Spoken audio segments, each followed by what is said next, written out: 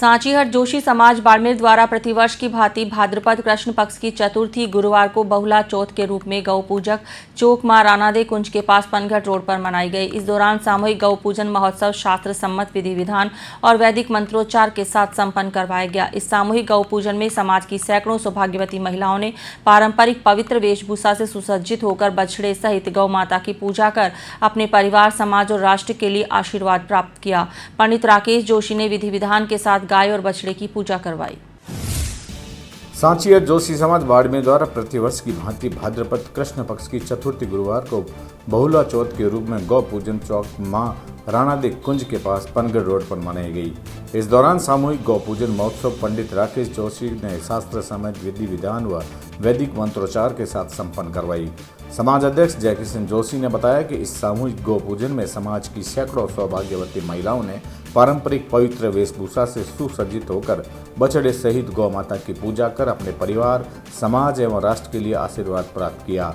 लगभग 2 घंटे की अवधि के इस पूजन कार्यक्रम को समाज के आचार्य राकेश मेहता व सुनील जोशी ने गौ माता एवं विष्णु भगवान की स्तुति युक्त मंत्रोच्चार से संपूर्ण करवाया।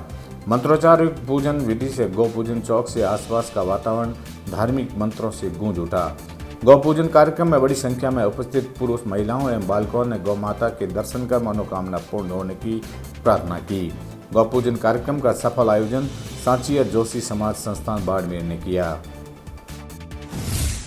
इंद्रो देवता वरुणो देवता, हाथ नीचे रख दीजिए और श्रीपादे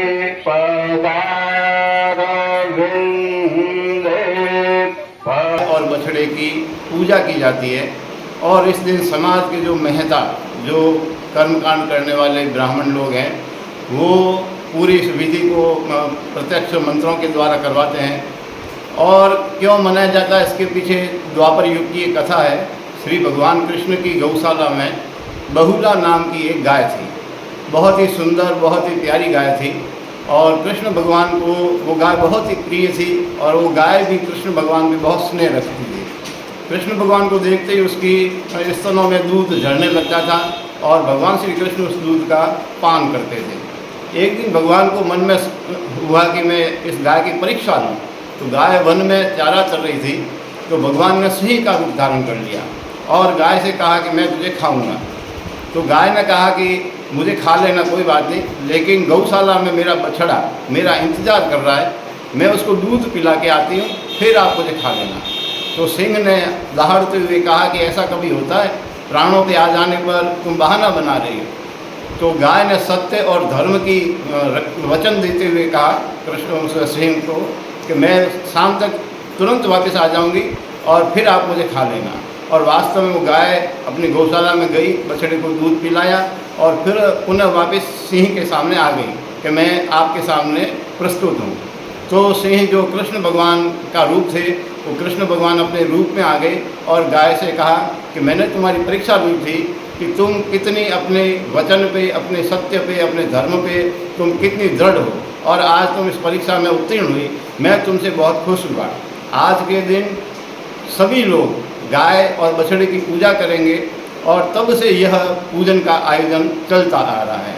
इसका उद्देश्य है कि जो माँ हैं वो अपनी संतति की सुख, समृद्धि, ऐश्वर्य और उसके आनंद के लिए जो भी किया जा सकता है, एक माँ अपने संतान के लिए पूरे तन मन से करती है। और यही इस युग में भी कि एक माँ को अपनी संतान के लिए जो भी करना चाहिए वो किया जाना चाहिए।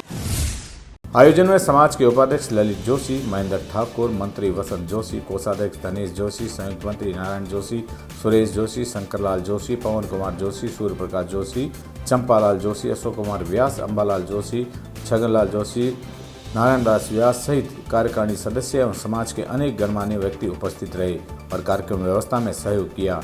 अंत में समाज अध्यक्ष एवं उपाध्यक्ष ने गौ पूजन में उपस्थित समस्त सहयोगकर्ताओं को धन्यवाद ज्ञापित किया।